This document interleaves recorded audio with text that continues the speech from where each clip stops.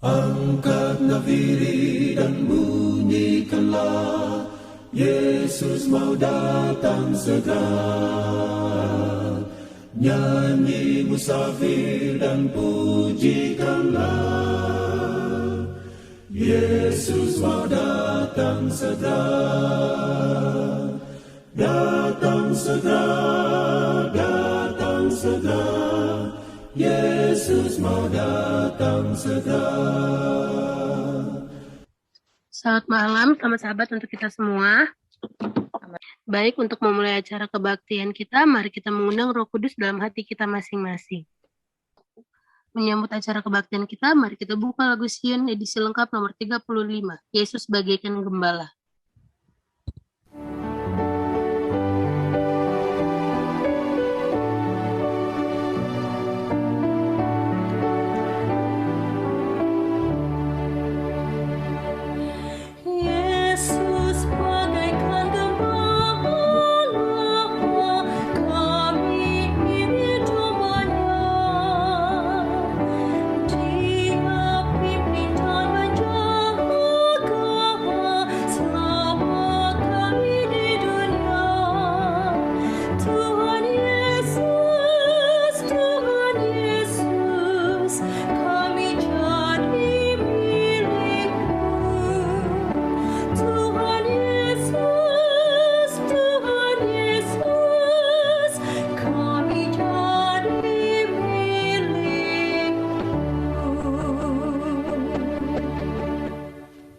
Untuk doa buka kami undang kesediaan Ibu Hendrini untuk membawakan doa buka.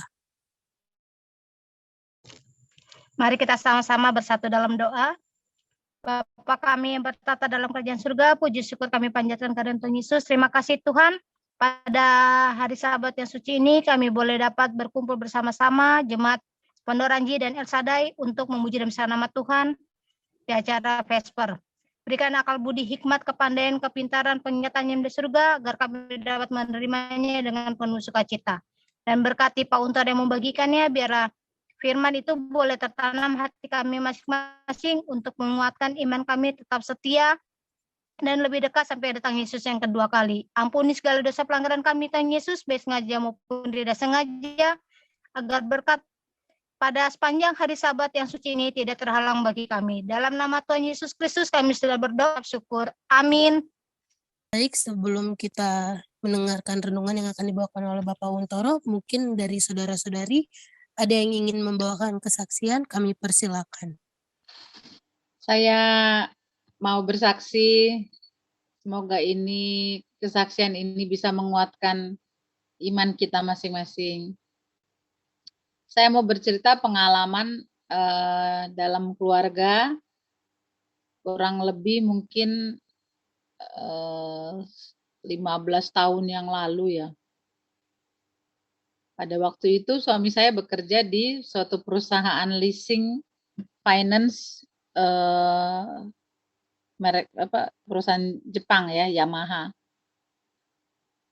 Dia kerja di situ, kebenaran satu kantor dengan ada teman juga yang sama-sama orang Advent. Nah, pada saat itu lancar ya, hari Sabat dia nggak masuk. Sabat dia nggak masuk. Hingga suatu waktu dia dipanggil sama pimpinan. Ditanya kenapa tiap Sabtu kamu nggak masuk gitu, kamu nggak hadir. Dan suami saya bilang, saya nggak bisa karena saya gereja, saya harus ke gereja. Kemudian dia bilang, oh itu si A itu juga sama-sama Advent agamanya, tapi kenapa dia bisa masuk tiap Sabtu? Gitu. Setelah ditanya begitu ya, memang saya dari awal saya bilang aja sama bos kamu, masing-masing orang kan beda. Kepercayaan orang nggak bisa disamakan. Walaupun notabene-nya kawan si A itu bapaknya pendeta Advent, pendeta senior. Orang conference dulunya, ngetop. Tapi yang namanya iman seseorang kita nggak bisa bilang dia anak pendeta, kita bukan anak pendeta, terus kita juga harus melanggar kesucian Sabat. Dari awal saya udah bilang, kalau kamu disuruh masuk Sabat, mendingan pilih resign.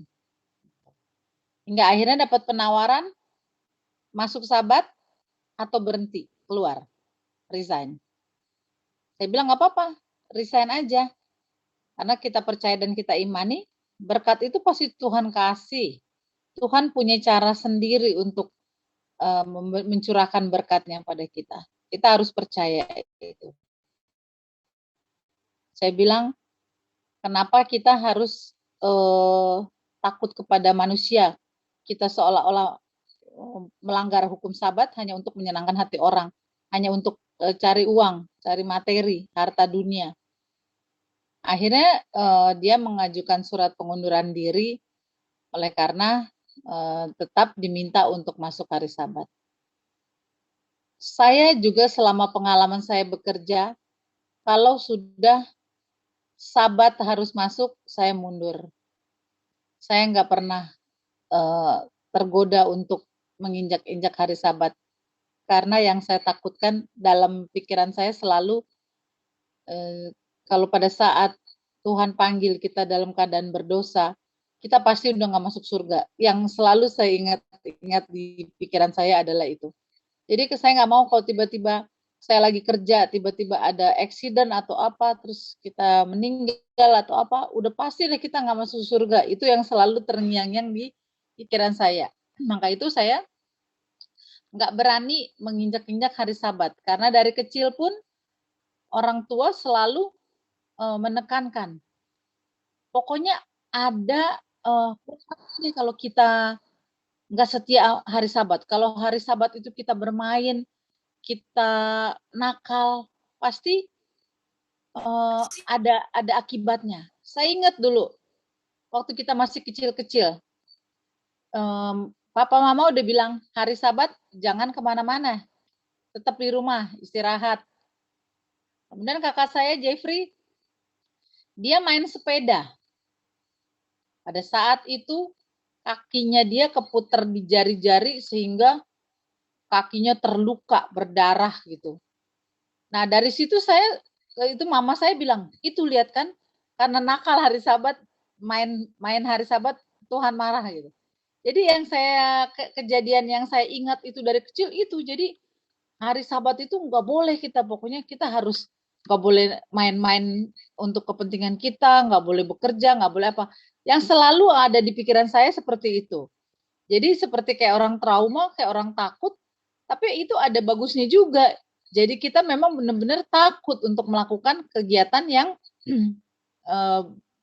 di luar dari apa yang Tuhan sudah sebutkan bahwa kita harus kuduskan dan sucikan hari Sabat. Dan selama ini puji Tuhan, walaupun saya tetap nggak bekerja atau waktu itu saya ditawarin kerja tetapi hari Sabat harus masuk, saya tetap nggak mau. Jadi saya kadang-kadang menyiasati dengan kalau boleh ganti hari Minggu saya kerja. Pernah waktu itu dalam satu perusahaan, kebetulan dia bosnya itu orang Amerika, boleh katanya kamu ganti dengan hari Minggu. Puji Tuhan saya kerjakan. Tapi lama-lama karena bos saya lihat kegigihan saya untuk tetap setia hari Sabat, akhirnya dia bilang oke lah Sunday kamu nggak perlu ke kantor. Semua itu karena berkat dari Tuhan. Karena Tuhan buka jalan, Tuhan kasih yang terbaik buat saya. Jadi kalau ada adik-adik kita atau anak-anak kita harus percaya, kita harus setia dalam hari Sabat, menyucikan dan menguduskan hari Sabat. Karena apa? Tuhan aja dia selalu wanti-wanti, kuduskan hari Sabat. Jangan kita menginjak-injak.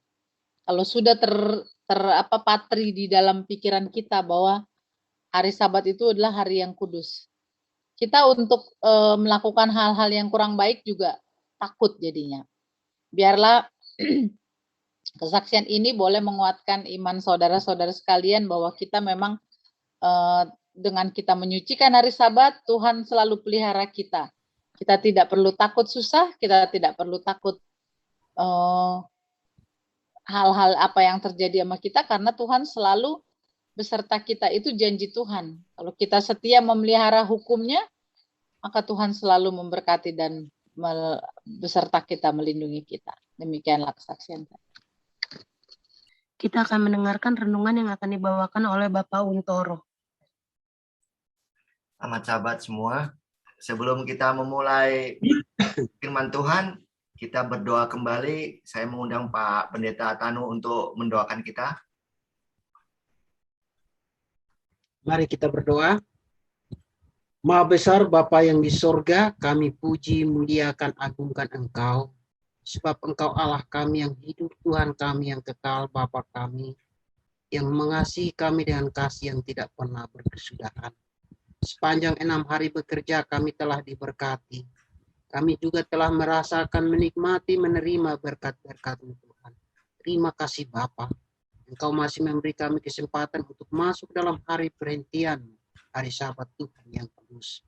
Oleh sebab itu Bapa kami mohon, kiranya Engkau menguruskan kami, mengampuni dan membersihkan kami dari segala kekotoran, kenajisan, dosa yang kami lakukan, agar kami boleh layak masuk di hari Sabat Tuhan yang kudus. Kami akan mendengarkan seri pelajaran tentang kitab Daniel yang disampaikan oleh hamba-Mu Bapak Untoro.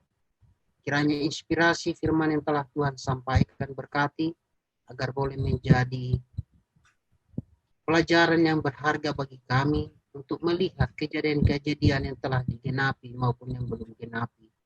Menunjukkan bahwa Engkau, Alkitab kami adalah Alkitab yang benar, firman Allah yang hidup, yang ada di tangan kami.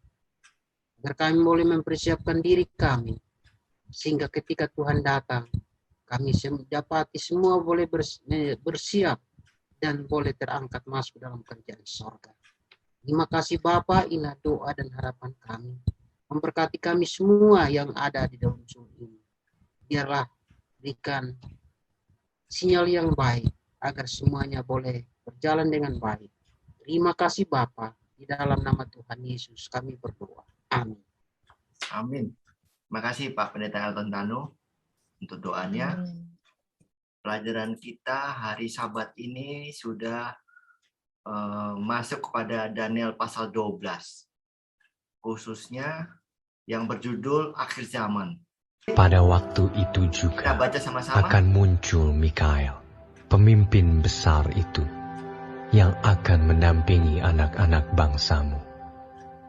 Dan akan ada suatu waktu kesesakan yang besar, seperti yang belum pernah terjadi sejak ada bangsa-bangsa sampai pada waktu itu. Tetapi pada waktu itu, bangsamu akan terluput, yakni barang siapa yang didapati namanya tertulis dalam kitab itu. Melanjutin Daniel pasal 11 ayat 45, akan ada suatu kesesakan yang besar. Kesesakan itu terjadi bila mana undang-undang hari Minggu itu diberlakukan. Daniel 12 ayat 1 adalah inti dari seluruh nubuatan yang terjadi dalam kitab Daniel. Kita tahu ada nubuatan Daniel pasal 2, ada Daniel pasal 7 tentang 1260 tahun, ada Daniel pasal 8 sampai 9 tentang 2300 pagi dan petang, ada Daniel pasal 11 yang kita pelajarin selama ini, dan sekarang adalah akhir zaman. Ini adalah inti.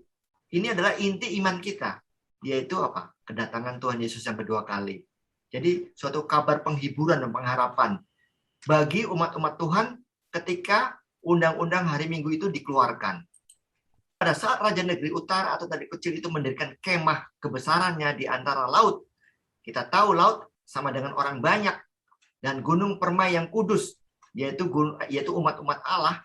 Artinya Raja Negeri Utara itu melalui binatang yang keluar dari bumi akan mendirikan patung binatang itu. Patung binatang itu yang pertama. Artinya apa? Undang-undang hari Minggu. Akan mengesahkan undang-undang hari Minggu yang kita sudah pelajarin lalu bahwa akan diperlakukan dulu di negara binatang yang keluar dari bumi. Lalu akan menuju ke seluruh dunia. Nah, pada saat terjadi itu disahkan, itu terjadi kesesakan yang besar. Oleh sebab itu, Tuhan, atau kita sebut Mikael, pemimpin besar itu, atau Tuhan Yesus, seperti Tuhan Yesus campur tangan kepada Raja Kores untuk mengeluarkan bangsa Yahudi dari pembuangan kembali ke Yerusalem, di sini Tuhan juga campur tangan untuk menyelamatkan umat-umatnya. Karena nanti kita tidak bisa berdagang, kita tidak bisa membeli, kita tidak bisa menjual, kita terasing, kita akan dikejar-kejar, kita akan dianiaya, dan kita akan lari ke gunung-gunung, ke hutan-hutan, seperti orang-orang Waldensi pada saat tanduk kecil itu berkuasa selama 1260 tahun. Kita akan harus mengikuti undang-undang hari Minggu tersebut. Nah, di saat itulah yang kita sebut yaitu suatu kesesakan yang besar. Tidak ada satupun gambar yang bisa mempresentasikan atau yang menggambarkan suatu kesesakan yang besar. Karena kita semua tidak bisa membayangkan. Karena firman Tuhan mengatakan bahwa kesesakan yang besar ini adalah suatu kesesakan yang luar biasa yang belum pernah ada sejak manusia ada di bumi ini. Seperti masa kepicikan Yakub. Kita tahu pada saat Yakub menipu saudaranya Esau, bapaknya Ishak, dia lari. Kemudian dia pulang bersama anak istrinya. Dan dia akan bertemu Esau. Dia ketakutan. Dia pikir Esau bersama dengan 400 orangnya akan membunuhnya. Kemudian dia tertidur. Sejarahnya akan berulang. Waktu kesesakan yang besar yang disebut dalam Daniel pasal 12 ayat 1 itu disebut juga dengan masa kepicikan Yakub akan terjadi sebelum kedatangan Yesus yang kedua kali. Jadi dulu masa kepicikan Yakub ini dialami Yakub terhadap kakaknya Esau. Esau membawa 400 orang pasukannya. Yakub mengira Esau akan membunuhnya. Kemudian ia bergumul dengan malaikat, yaitu Tuhan sendiri. Ia menang dan memohon berkat. Lalu nama Yakub berubah menjadi Israel dan tempat itu menjadi nama Betel. Ia bergumul dengan malaikat dan menang. Ia menangis dan memohon belas kasihan kepadanya. Di Betel ia bertemu dengan dia, dan di sanalah dia berfirman kepadanya. Jadi yang digambarkan dengan masa kepicikan Yakub ini adalah kita bisa bayangkan betapa dia ketakutan sekali setelah bertahun-tahun lamanya ia menipu saudaranya Esau dan ayahnya Ishak yang sudah meninggal, dan Esau akan membunuhnya, sehingga keturunannya dari Yakub itu yang diberkati yang seharusnya Esau. Nah, disinilah dia rasa ketakutan ini. Nah, ini yang akan kita rasakan nanti pada akhir zaman, tapi melebihi apa yang dirasakan Yakub. Nah, pada saat Yakub sedang mengalami suatu kesusahan yang besar, ya, dia datang kepada Tuhan. Nah, di sini dalam Hosea 12 ayat 5, ia bergumul dengan malaikat. Ini Tuhan sendiri, Tuhan Yesus sendiri. Dan ia menangis. Dan ia memohon belas kasihan. Kalau kita tahu ceritanya, sampai pagi ia bergumul. Pada saat itu, malaikat itu tidak pergi, Tuhan itu tidak pergi, dia masih menangkap pegang kakinya. Dia mengatakan, tidak akan kulepaskan sebelum engkau atau Tuhan memberkati Yakub. Nah, disinilah yang diajarkan kepada kita pada saat kita sedang mengalami pergumulan, sedang kita mengalami suatu masa kepicikan Yakub setelah undang-undang hari Minggu itu dikeluarkan, kita diajarkan oleh Tuhan untuk memohon, menangis, dan memohon belas kasihan Tuhan untuk melindungi kita. Oleh sebab itu, Tuhan menjawab dalam Daniel 12 ayat 1, Mikael, Tuhan sendiri turun tangan melindungi umat-umatnya. Waktu kesesakan yang besar, seperti yang belum pernah terjadi sejak ada bangsa-bangsa sampai pada waktu itu. Jadi tidak ada satupun manusia di dunia ini yang bisa menggambarkan seperti apa kesesakan itu yang akan terjadi pada saat undang-undang hari Minggu itu diberlakukan ke seluruh dunia menjelang kedatangan Tuhan Yesus yang kedua kali. Yesus akan meninggalkan bait suci di surga pada saat pintu kasihan itu ditutup. Jadi pada saat kesesakan yang besar itu sudah tidak ada lagi pengampunan dosa. Artinya sudah ditutup pintu kasihan. Umat-umat Tuhan sudah dimeteraikan yang dilambangkan dengan 144.000 orang. Dan imam besar yang agung atau Tuhan sendiri sudah meninggalkan bait Allah. Artinya apa? Tidak ada lagi manusia yang bisa bertobat. Mari kita sama-sama baca dalam Wahyu 22 ayat 11 dan 12. Barang siapa yang berbuat jahat, biarlah ia terus berbuat jahat. Barang siapa yang cemar, biarlah ia terus cemar. Dan barang siapa yang benar, biarlah ia terus berbuat kebenaran. Barang siapa yang kudus, biarlah ia terus menguduskan dirinya. Sesungguhnya aku datang segera, dan aku membawa upahku untuk membalaskan kepada setiap orang menurut perbuatannya. Jadi barang siapa yang berbuat jahat, biarlah ia terus berbuat jahat. Mengapa? Karena sudah tidak ada perantara lagi. Barang siapa yang sudah berbuat baik, sudah tertulis dalam buku kitab Al-Hayat, sudah dimeteraikan, sudah pasti masuk, tinggal dijemput oleh Tuhan. Mari kita sama-sama baca selanjutnya dalam Daniel 12 ayat 2-3. Dan banyak dari antara orang-orang yang telah tidur di dalam debu tanah akan bangun. Sebagian untuk mendapat hidup yang kekal, sebagian untuk mengalami kehinaan dan kengerian yang kekal. Dan orang-orang bijaksana akan bercahaya seperti cahaya cakrawala, dan yang telah menuntun banyak orang kepada kebenaran seperti bintang-bintang, tetap untuk selama-lamanya.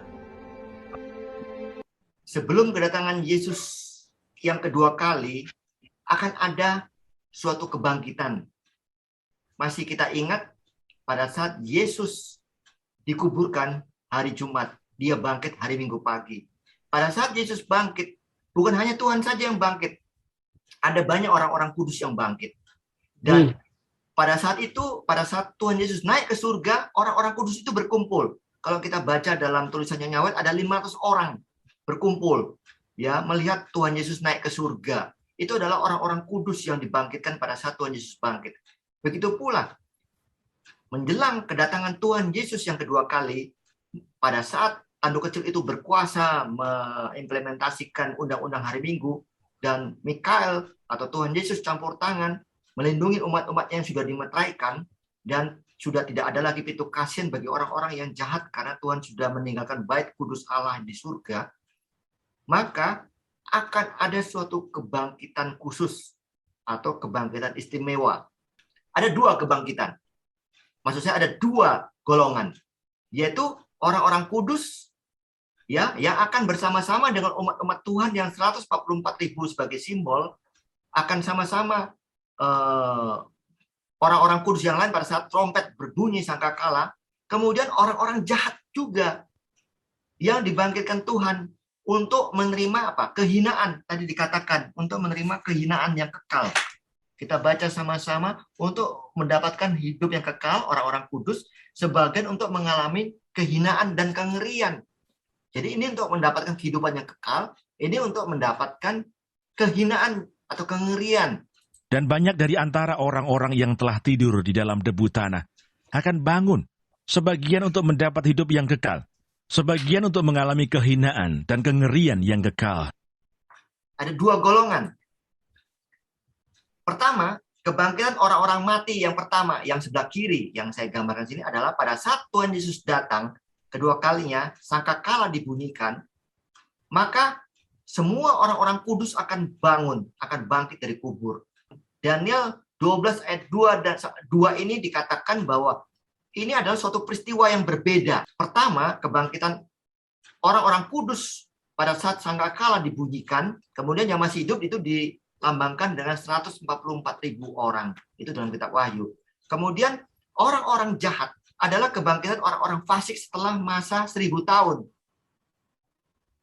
Mereka akan mengalami apa? Kehinaan atau kengerian yang kekal. Setelah mereka dihakimin dalam masa 1000 tahun itu oleh orang-orang kudus di surga. Mereka akan dibinasakan di api neraka. Jadi itulah yang dimaksud dalam Daniel 12 ayat 2. Kedatangan Tuhan. Selanjutnya kami tidak mau, saudara-saudara, bahwa kamu tidak mengetahui tentang mereka yang meninggal, supaya kamu jangan berduka cita seperti orang-orang lain yang tidak mempunyai pengharapan. Karena jikalau kita percaya bahwa Yesus telah mati dan telah bangkit, maka kita percaya juga bahwa mereka yang telah meninggal dalam Yesus akan dikumpulkan Allah bersama-sama dengan Dia. Ini kami katakan kepadamu dengan firman Tuhan, kita yang hidup, yang masih tinggal sampai kedatangan Tuhan, sekali-kali tidak akan mendahului mereka yang telah meninggal.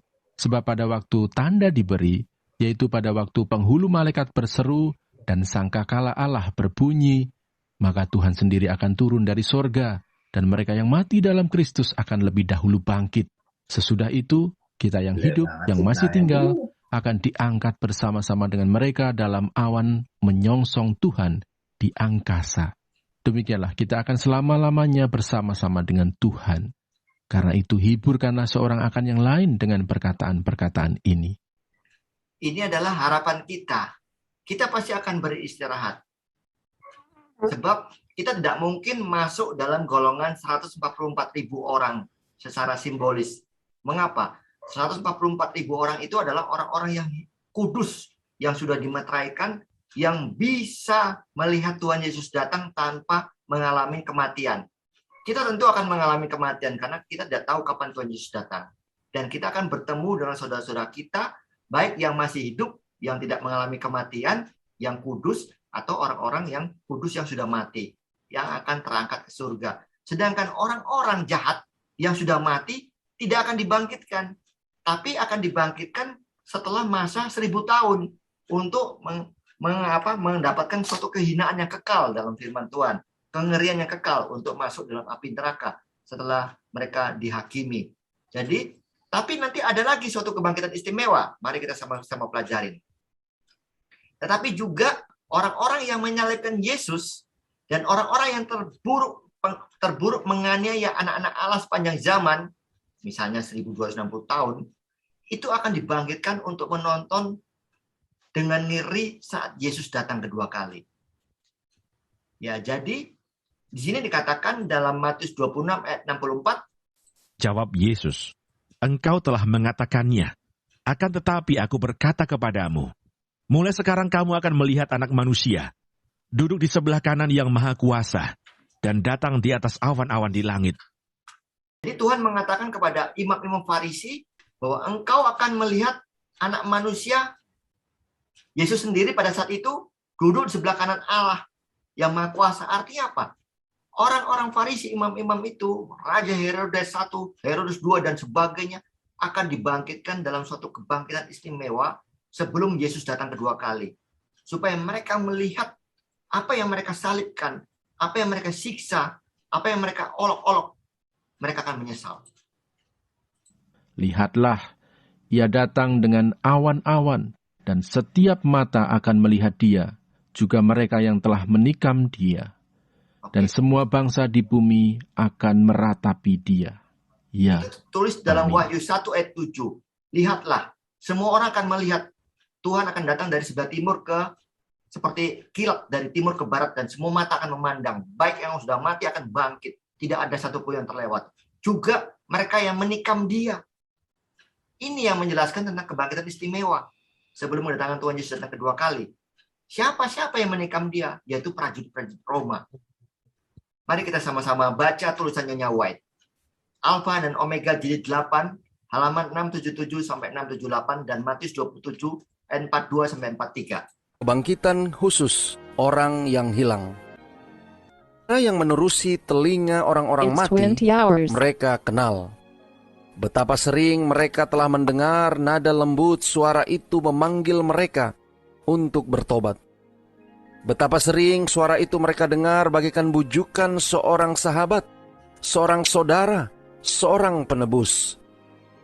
Kepada mereka yang menolak kasih karunia-Nya, tiada suara lain yang penuh dengan hukuman, yang penuh dengan celaan, dan pada suara yang sejak lama mengajak, bertobatlah, bertobatlah dari hidupmu yang jahat itu. Mengapakah kamu akan mati? Dicatat dalam Yehezkiel 33 ayat 11. Suara itu membangunkan ingatan-ingatan yang mereka ingin hapuskan. Amaran-amaran dibenci, undangan-undangan ditolak, kesempatan-kesempatan diremehkan. Ada di antara mereka yang mengejek Kristus dalam kehinaannya. Dengan kuasa yang menggetarkan datang kepada pikiran mereka. Kata-kata penderita, bila mana imam besar mendesak, ia mengatakan dengan hikmat, mulai sekarang kamu akan melihat Anak Manusia duduk di sebelah kanan Yang Maha Kuasa dan datang di atas awan-awan di langit. Dicatat dalam Matius 26 ayat 64. Sekarang mereka memandang Dia dalam kemuliaannya, dan mereka masih akan melihat Dia duduk di sebelah kanan kekuasaan. Mereka yang mencemoohkan pengakuannya sebagai anak Allah, sekarang bungkam, tidak bisa berkata-kata. Di situ ada Herodes yang angkuh, yang mengejeknya mengenai gelar kerajaannya, dan yang memerintahkan serdadu-serdadu yang mengejek itu untuk memahkotainya menjadi raja. Di sana ada orang-orang yang dengan tangannya yang cemar memakaikan jubah ungu kepadanya, mahkota duri ke atas kepalanya yang suci, dan pada tangannya yang tak berdaya itu tongkat pura-pura, dan tunduk di hadapannya dengan ejekan-ejekan hujat. Orang-orang yang memukul dan meludahi raja kehidupan itu sekarang berpaling dari pandangannya yang tajam dan berusaha melarikan diri dari kemuliaan hadiratnya yang dahsyat itu. Mereka yang memaku tangan dan kakinya, serdadu yang menusuk lambungnya, melihat bekasnya dengan ketakutan dan penyesalan yang dalam. Dengan jelas para imam, penguasa, mengingat kembali peristiwa Golgota. Dengan ketakutan yang menggetarkan, mereka mengingat bagaimana mereka dengan menggoyang-goyangkan kepala dengan ejekan-ejekan kesetanan berkata, orang lain ia selamatkan, tetapi dirinya sendiri tidak dapat ia selamatkan. Ia Raja Israel?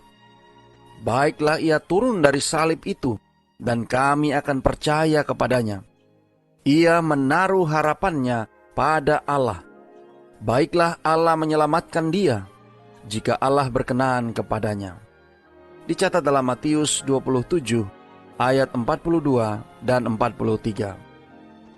Alfa dan Omega jilid 8 halaman 677 dan 678.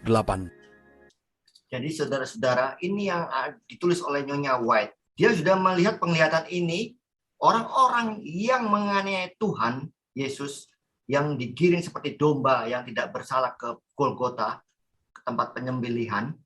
Semua orang yang menghina dia, baik Raja Herodes I, Herodes II, baik Pilatus, baik prajurit-prajurit Roma, baik yang menusuk, yang memaku, yang memahkotai, baik yang menganiaya umat-umat Tuhan, termasuk di dalam 1260 tahun, mereka akan melihat, mereka akan dibangkitkan khusus atau istimewa menjelang Yesus datang kedua kali. Tujuannya adalah mereka tahu bahwa apa yang engkau salibkan itu benar-benar Allah, bukan raja kaleng-kalengan seperti bahasa sekarang. Ini dia. Ini dilukiskan oleh Nyonya White, ditulis dalam Alfa dan Omega jilid 8 halaman 677-678. Kita merefer kepada lilin kecil atau roh nubuat, bahwa semua prajurit tidak ada pertobatan, walaupun mereka mengakui ini anak Allah. Baik itu Raja Herodes, baik itu Pilatus, baik itu yang mengolok-olok orang-orang Yahudi, orang-orang Farisi, imam-imam, semua akan dibangkitkan pada hari kebangkitan istimewa menjelang Yesus datang kedua kali. Supaya mereka bisa memandang siapa yang disalib itu datang kembali ke dunia ini sebagai anak Allah, duduk sebelah kanan Allah yang maha tinggi. Ini yang ditulis dalam Alfa dan Omega jilid 8. Lalu yang dimaksud dengan Daniel 12 ayat 2, ada dua jenis kebangkitan. Pertama, kebangkitan orang kudus yang bangkit pada saat sangkakala dibunyikan. Lalu kebangkitan orang-orang fasik setelah Paskah milenium atau 1000 tahun. Lalu aku melihat tahta-tahta dan orang-orang yang duduk di atasnya. Kepada mereka diserahkan kuasa untuk menghakimi. Aku juga melihat jiwa-jiwa mereka yang telah dipenggal kepalanya karena kesaksian tentang Yesus dan karena firman Allah, yang tidak menyembah binatang itu dan patungnya, dan yang tidak juga menerima tandanya pada dahi dan tangan mereka. Dan mereka hidup kembali dan memerintah sebagai raja bersama-sama dengan Kristus untuk masa 1000 tahun. Tetapi orang-orang mati yang lain tidak bangkit sebelum berakhir masa yang 1000 tahun itu. Inilah kebangkitan pertama. Berbahagia dan kuduslah ia yang mendapat bagian dalam kebangkitan pertama itu. Kematian yang kedua tidak berkuasa lagi atas mereka, tetapi mereka akan menjadi imam-imam Allah dan Kristus, dan mereka akan memerintah sebagai raja bersama-sama dengan Dia 1000 tahun lamanya. Dalam Wahyu 20 ayat 46 dijelaskan bahwa umat-umat kudus mereka akan hidup kembali. Mereka akan bangkit yang disebut dengan kebangkitan pertama. Tetapi orang-orang mati lain, ini artinya orang-orang fasik, orang-orang jahat yang sudah mati, termasuk adalah orang-orang yang dibangkitkan dalam kebangkitan istimewa tadi. Jadi orang-orang yang dibangkitkan dalam kebangkitan istimewa tadi, baik itu Raja Herodes, Pilatus, Serdadu Roma, dia hanya dibangkitkan sementara hanya untuk melihat Yesus datang. Habis itu mereka akan mati lagi karena begitu dahsyatnya. Kita tidak bisa membayangkan apa yang terjadi, gempa bumi mungkin 100 skala Richter atau lebih, atau 1000 skala Richter yang tidak pernah kita bayangkan. Kita 5 skala Richter itu sudah goncang luar biasa. Mereka hanya dibangkitkan sementara hanya untuk melihat Yesus datang. Mereka menyesal yang tidak ada obatnya. Mereka akan berkata kepada gunung batu, timpalah aku. Itu ada terus dalam firman Tuhan. Jadi orang-orang yang dibangkitkan dalam kebangkitan istimewa untuk melihat Yesus datang, mereka menyesal bersama orang-orang fasik lainnya.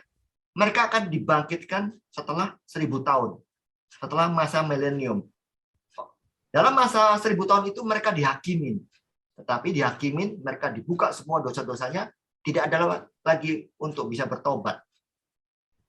Hanya untuk dimusnahkan di api neraka. Setelah masa 1000 tahun. Kita lanjut dalam Daniel 12 ayat 3. Orang-orang bijaksana. Dan orang-orang bijaksana akan bercahaya seperti cahaya cakrawala. Dan yang telah menuntun banyak orang kepada kebenaran seperti bintang-bintang, tetap untuk selama-lamanya. Jadi orang-orang bijaksana dalam Daniel 12 ayat 3 dikatakan adalah umat-umat Tuhan. Yang mengajarkan tentang firman Tuhan khususnya kitab Daniel kepada orang-orang lainnya. Ya seperti kita ini. Jadi kita menerima pelajaran kitab Daniel ini untuk kita memberitakan lagi kepada orang lain. Jangan berhenti di kita. Karena kita adalah orang-orang yang bijaksana.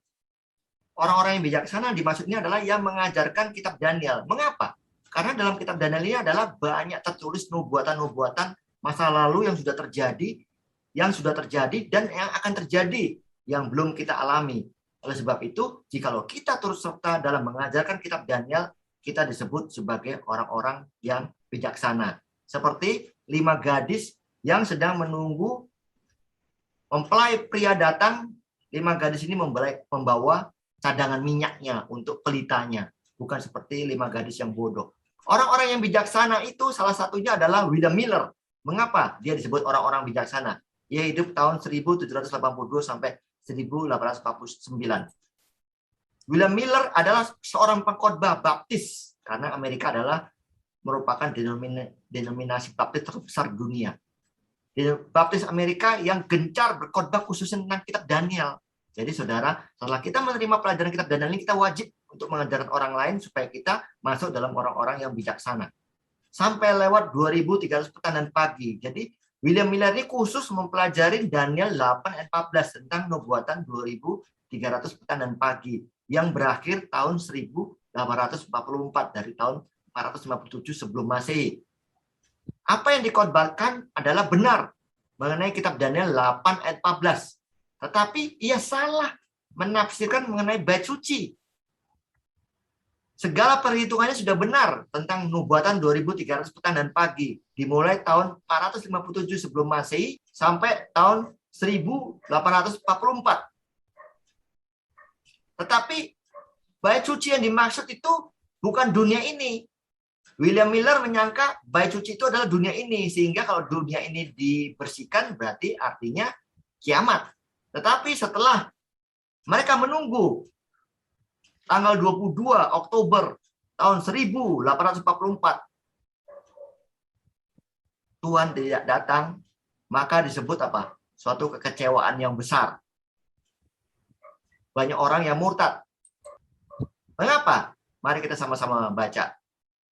Dalam Daniel 12 ayat 4. Tetapi engkau, Daniel, sembunyikanlah segala firman itu, dan meteraikanlah kitab itu sampai pada akhir zaman.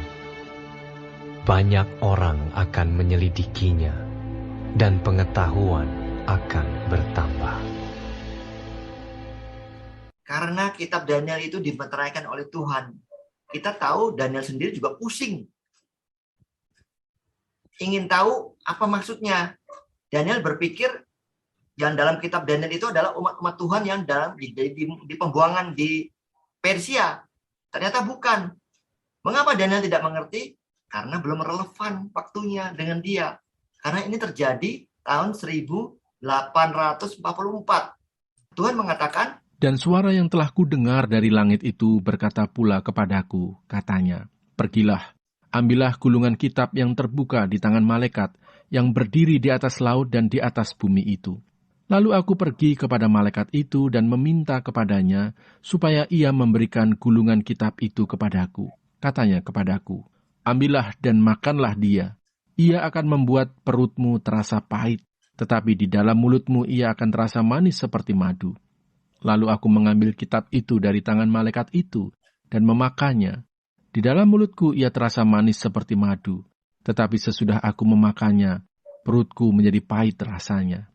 Maka ia berkata kepadaku, engkau harus bernubuat lagi kepada banyak bangsa dan kaum dan bahasa dan raja. apa yang dikatakan dalam gulungan kitab ini adalah gulungan kitab Daniel yang dimeteraikan oleh Tuhan. Yang diambil oleh Yohanes yang kekasih supaya makan. Di mulutnya terasa manis. Tetapi setelah makannya pahit. Terus engkau harus bernubuat lagi. Artinya apa? Banyak orang akan menyelidiki kitab Daniel ini. Termasuk William Miller ini. Khususnya Daniel 8:14. Dan pengetahuan akan bertambah. Pengetahuan ini bukan pengetahuan tentang dunia, tetapi pengetahuan tentang kitab Daniel. Tentang nubuatan. Tentang hal-hal apa yang akan terjadi di masa mendatang. Jadi antara tahun 1831 dan 1844, William Miller, seorang pengkhotbah awam dari gereja Baptis dan mantan kapten angkatan laut dalam perang tahun 1812, melontarkan kebangunan kedatangan kedua kali yang besar. Jadi ini yang dibilang di mulutnya manis. Dia mengadakan kebangunan rohani dan banyak orang bertobat, bahkan hampir seluruh dunia orang mendengar ini, yang akhirnya tersebar hampir ke seluruh dunia Kristen. Berdasarkan penyelidikan dari William Miller itu, Daniel 8:14, bahwa tanggal 22 Oktober 1844 Yesus akan datang. Tetapi William Miller ini salah menafsirkan bait suci. Dia tafsirkan bait suci ini adalah dunia ini yang akan kiamat. Semua orang menjual hartanya. Mereka pergi ke gunung. Mereka menantikan Tuhan Yesus datang. Tetapi pada tanggal itu, tanggal 22 Oktober itu, Tuhan tidak pernah datang. Maka terjadi apa? Kekecewaan yang besar. Makanya disebut dalam tadi dalam firman Tuhan ini, Wahyu 10 ayat 8-11, di dalam mulutmu ia terasa manis. Terjadi kebangunan rohani yang besar sekali, khususnya oleh William Miller tentang nubuatan 2300 petang dan pagi. Tetapi sudah engkau memakannya, sudah aku memakannya, dan Yohanes yang kekasih, perutnya terasa pahit. Mengapa pahit? Karena terjadi kekecewaan yang besar. Karena Tuhan tidak datang. Tetapi Tuhan yang dimaksud dengan bait suci itu adalah bait suci di surga. Tuhan masuk dari bilik yang kudus kepada bilik yang maha kudus. Sebagai perantara manusia. Yang kudus, ya. Jadi yang dihakimin itu menghakimi umat-umat Tuhan yang di dalam bait kudus dulu. Artinya umat-umat Tuhan dulu yang kudus. Lalu kapan orang-orang fasik dihakimi? Yang tadi kita pelajarin tadi. Pada fase masa 1000 tahun. Jadi Tuhan sebagai perantara di bait suci masuk kepada bilik yang maha kudus tahun 1844 untuk menghakimi orang-orang. Siapa yang dihakimin? Yaitu orang-orang yang dalam Ka'bah Tuhan itu adalah ada firman Tuhan. Yaitu orang-orang kudus dulu. Yang pasti akan masuk dalam kerajaan surga. Nanti orang-orang fasik akan dihakimin pada masa 1000 tahun. Siapa yang menghakimin? Yaitu orang-orang kita yang sudah masuk surga, yang sudah terangkat. Jadi kita akan menjadi seperti jadi imam untuk menghakimi mereka. Lalu mereka dibangkitkan kebangkitan yang kedua untuk apa? Dibinasakan oleh api neraka. Di mulut manis karena terjadi kebangunan rohani besar-besaran seperti ada hujan Pentakosta, banyak orang bertobat, ribuan orang. Mereka menjual harta, benda, dan lain-lain. Tetapi pada saat mereka menunggu tanggal 22 Oktober Tuhan tidak datang, terjadi kecewaan besar. Makanya dibilang di perutnya terasa pahit. Banyak orang akan menyelidikinya dan pengetahuan akan bertambah. Ini yang dimaksud menyelidiki adalah menyelidiki kitab Daniel. Pengetahuan akan bertambah mengenai kitab Daniel. Seperti kita. Kita menyelidiki kitab Daniel sekarang. Dan pengetahuan kita bertambah. Mengapa bertambah? Karena tentu kuasa Roh Kudus. Pengetahuan kita bertambah karena materai sudah dibuka oleh Tuhan. Karena kita hidup di tahun 2021. Ini terjadi 1844. Jadi kita bisa menyelidikinya. Kita bisa membandingkannya. Kita bisa menyesuaikan dengan peristiwa-peristiwa yang sudah terjadi. Itu yang disebut pengetahuan akan bertambah. Seperti kita sekarang pengetahuan kita bertambah mengenai apa? Kitab Daniel ini. Sampai di sini dulu pelajaran kita tentang Daniel 12 ayat 1 sampai 4. Bahwa kitab Daniel ini meterainya sudah dibuka. Jadi lebih mudah kita sekarang mempelajari daripada Nabi Daniel sendiri. Karena apa? Ini relevan dengan kehidupan kita. Karena kita sudah berada di fase akhir zaman. Sedangkan Nabi Daniel kan belum tahun sebelum Masehi. Makanya masih dimeteraikan oleh Tuhan. Tuhan Maha Kuasa. Tuhan tidak akan buka sebelum peristiwa itu terjadi. Sekarang meterai itu sudah dibuka dan pengetahuan kita bertambah tentang kitab Daniel ini. Terima kasih. Saya bawakan ini semua di dalam nama Tuhan Yesus. Amin. Amin. Baik. Terima kasih kepada Bapak Untoro yang sudah membawakan firman Tuhan pada malam hari ini. Baik, untuk menutup acara kebaktian Vesper kita, mari kita buka lagu Sion edisi lengkap nomor 13, Suci, Suci, Suci.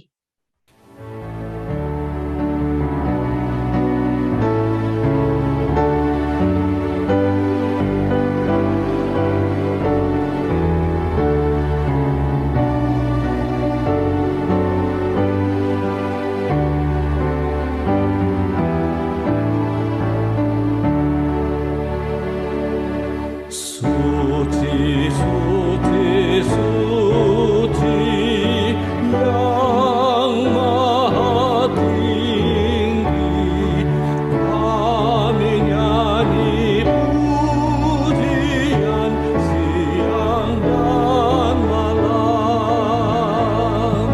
Suci, suci, suci, Allah Maha Kasih yang memerintah semesta alam.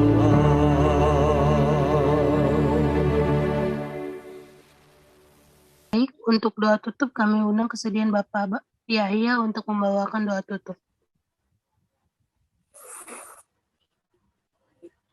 Baik, kita akan bersatu dalam doa. Puji Tuhan dan terima kasih Tuhan atas waktu yang indah pada saat ini kami boleh mendengarkan firman-Mu melalui pelajaran seri nubuatan buku Daniel dan Wahyu.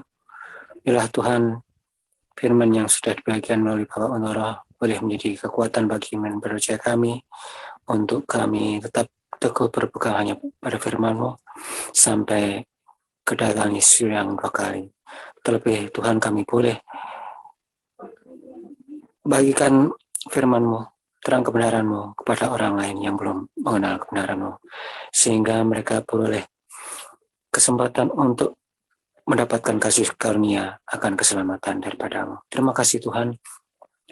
Malam ini Tuhan, sepanjang hari Sabat yang suci Tuhan, biarlah Tuhan pimpin dan berkati kami, biarlah berkat-Mu boleh menjadi kekuatan bagi iman percaya kami.